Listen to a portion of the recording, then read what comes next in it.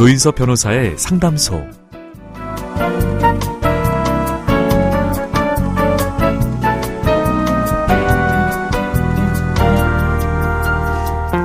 개나리는 겨울도 가을도 아닌 무려 2계절이나 앞선 여름부터 꽃눈을 준비한다고 합니다. 조용히 때를 기다리면서요. 모든 것에는 시기가 있다고 하죠. 꽃눈처럼 단단한 껍데기 속에 소중한 것을 준비해놓고 있다면 만개하는 시기는 언제든 꼭 오지 않을까요? 조인섭 변호사의 상담소, 지금 바로 문을 열겠습니다.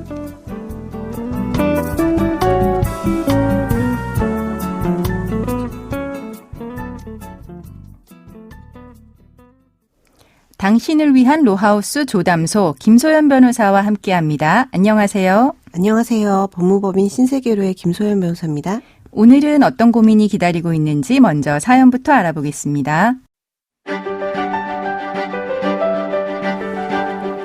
저와 남편은 고등학생 때 처음 만났습니다. 우리는 10년 가까이 연애한 끝에 결혼했습니다. 그런데 늘 뜨겁게 사랑했던 건 아니었습니다. 중간에 헤어진 적도 있었죠. 남편이 군 입대를 했을 때였는데요. 매일 챙겨주던 남자친구가 사라지자 저는 외로움을 느꼈고 그때 다가왔던 대학 동기에게 마음을 빼앗기고 말았습니다.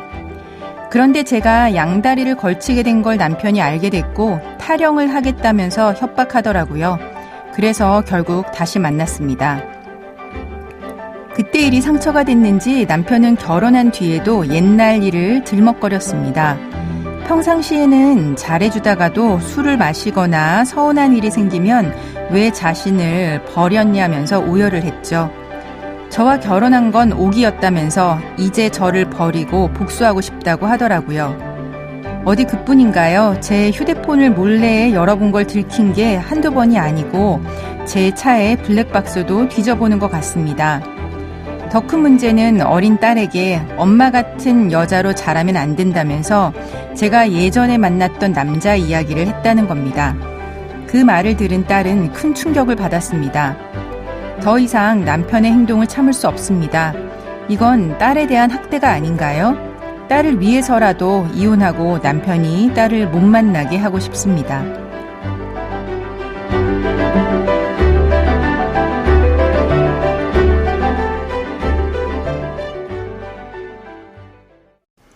네, 이 부분은 그러니까 결혼하기 전에, 그러니까 연애할 때 바람을 피운 게 이제 다툼의 큰 원인인 것 같습니다.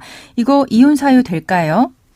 부정행위는 원래 가장 대표적인 이혼 사유입니다. 네. 그러나 부정행위는 부부간의 정조 의무를 위반해야 해서 부부가 되기 전 부정행위까지 이혼 사유가 되기는 어렵습니다. 네, 혼인 이후의 부정행위만 이혼 사유가 된다는 거죠? 네, 또한 그 부정행위를 한 경우에도 안 날로부터 6개월, 그 사유가 있은 날로부터 2년을 경과한 후에는 이혼 사유를 삼지를 못합니다. 네. 일정 기간 동안에만 이혼을 청구할 수 있다는 것이죠. 네. 근데 사연자분의 경우에는 물론 혼인 전의 일이기도 하고 또 오래 전의 일이어서 그때의 외도만으로 이혼 사유로 볼 수는 없겠습니다. 네. 다만 그 일로 인해 현재까지 배우자와 상당한 갈등을 겪고 계시는 것 같습니다. 그렇죠. 서로 이를 극복할 수가 없을 만큼 파탄에 이른 상황도 좀 엿보이고요. 네. 그래서 사연자분도 혼인관계를 회복하시는 데는 이제 실패하신 것 같고 네. 그 의사도 없으신 것 같습니다. 그래서 현재 진행형으로 이렇게 갈등이 지속 중이라면 기타 혼인을 계속할 수 없는 사유로 이혼 사유가 될 가능성도 있어 보입니다. 아, 그러니까 결혼 전에 부정행위는 이제 이혼 사유는 되지 않지만 그걸로 인해서 다툼이 계속되고 이제 파탄이 됐다라고 하면은 이혼 사유가 될 수 있다라고 하는 거네요. 게다가 지금 사연자분의 남편은 이제 딸에게 너는 엄마 같은 여자로 자라지 말라라고 이렇게 이야기를 하고 있는데 이거는 이제 아이한테 아동학대 될 수도 있지 않을까요? 네, 아동복지법은 신체적 학대뿐만 아니라 정서적 학대도 아동학대로 규정을 하고 있습니다. 네. 정서적 학대는 아동의 정신 건강 및 발달에 해를 끼치는 행위라고 하고 있는데요. 네. 남편분의 경우에는 이 정서적 학대에 해당할 가능성이 있어 보이긴 합니다. 정서적 학대예요. 네. 사연자분이 과거에 잘못을 물론 하시긴 했지만 그러한 내용을 어린 딸에게 이야기하게 된다면 딸의 정신 건강이나 발달에 나쁜 영향을 끼칠 수도 있기 때문입니다. 네. 엄마가 뭐 나쁜 사람이라거나 엄마의 옛 남자친구에 대한 이야기는 솔직히 성인인 자녀에게도 큰 충격으로 다가올 수가 있겠습니다. 근데 아직 정서 발달이 완전히 이루어지지 않은 어린아이라면 더 큰 마음의 상처가 될 수도 있지 않을까 싶습니다. 네. 그래서 지금 상황에서는 이제 사연자분은 남편이 딸한테 또 어떤 이야기를 또 할지 이런 부분을 걱정하시는 것 같습니다. 그래서 남편이 딸을 못 만나게 하고 싶어 하는 것 같은데 이혼을 한 이후에 남편의 면접교섭 제안할 수 있을까요? 이혼을 할 때 미성년 자녀가 있다면 양육을 하지 아니하는 부모는 자녀와 상호 면접 교섭할 수 있는 권리가 있습니다. 네. 그러나 자녀의 복리를 위해서 필요한 때는 법원은 면접 교섭을 제한하거나 배제할 수도 있습니다. 사연자분이 면접 교섭 제한, 배제를 바라신다고 하면 남편분이 딸에게 정서적 학대를 한 상황 등을 충분히 강조하셔서 법원에 의견을 내시는 게 중요하겠습니다. 네. 그렇지만 법원은 자녀와 비양육친의 면접교섭을 최대한 보장하는 방향을 먼저 고려합니다. 그렇죠. 근데 쉽지는 않은데요. 남편분이 자신의 태도를 반성하고 자녀를 더 이상 정서적으로 학대하는 일이 없도록 법원에 시범 면접교섭이나 부모 교육을 통해 시정하는 방법을 먼저 시도를 해보시기를 바랍니다. 네.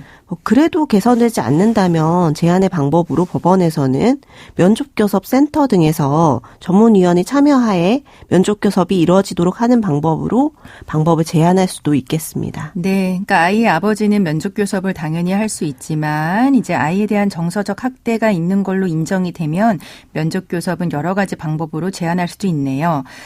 그리고 지금 상황에서는 남편이 사연자분을 의심하면서 휴대폰과 블랙박스를 좀 뒤지는 상황으로 보입니다.